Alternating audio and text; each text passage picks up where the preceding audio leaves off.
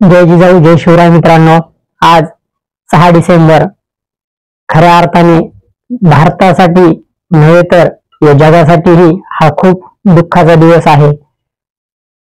आपण एका अशा व्यक्तिमत्वाचा थोडासा परिचय घेणार आहोत की जो या देशाला आज आर्थिकतेतून, दुर्बलतेतून, मागासलेतून आणि प्रत्येक घटकामधून पुढे आणण्याचं काम या व्यक्तीने केलेलं आहे.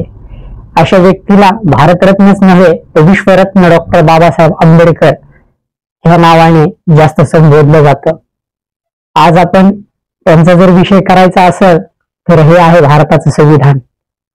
आणि हे भारताचं संविधान लिहिणारे, रचणारे ज्ञानाचा महासागर वंदनीय बाबासाहेब आंबेडकर आहेत. मग बाबासाहेबांना संविधान लिहिताना काय त्रास झाला आणि काय दुःख भोगावं लागलं हे कोणीच त्याची गणना करू शकत नाही. पण ज्या अर्थी आज आपण संविधानाचा दुरुपयोग करतोय तर हे दुःख त्यांच्यासाठी खूप मोठं आहे.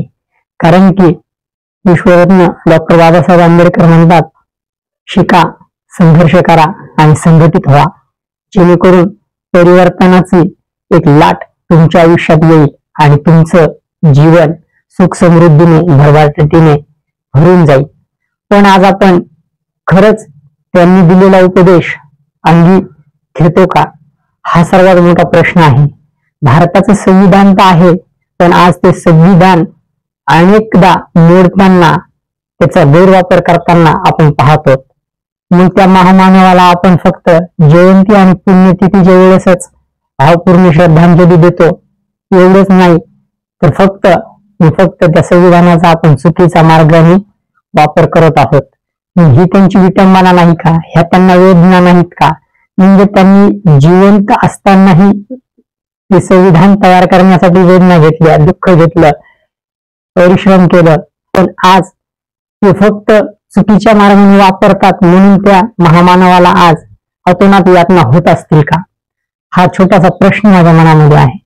पण खरंच आपण आज संविधानाचा योग्य उपयोग करतो का? संविधान प्रत्येक घटकासाठी, प्रत्येक एक दुर्मिळ घटकासाठी लिहिण्यात आलेलं आहे.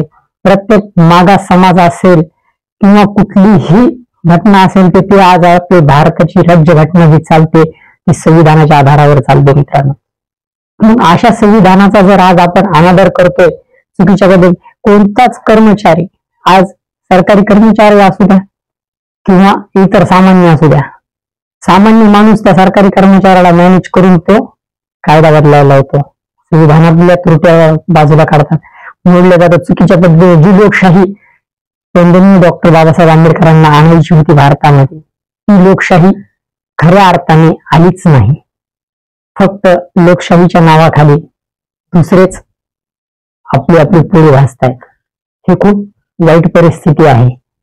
मग ही परिस्थिती जर बदलायची असेल तर आपल्याला काय करावं लागेल? तर आपणही संविधानाशी, डॉक्टर बाबासाहेब आंबेडकरांशी प्रामाणिक होऊन, एक माणूस काहीच बदलू शकत नाही, पण एक माणूस एक ना एक जोडून तो पूर्ण जग बदलू शकतो.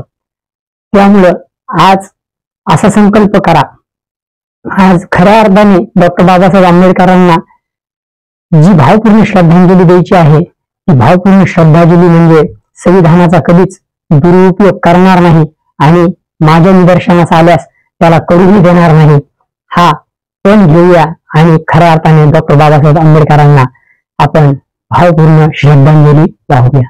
जय भीम, जय शिवराय.